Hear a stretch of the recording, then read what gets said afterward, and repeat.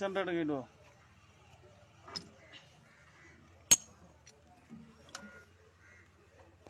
இங்கே பாருங்க, இது ஒரு புதிய சென்ட்ராய்டு.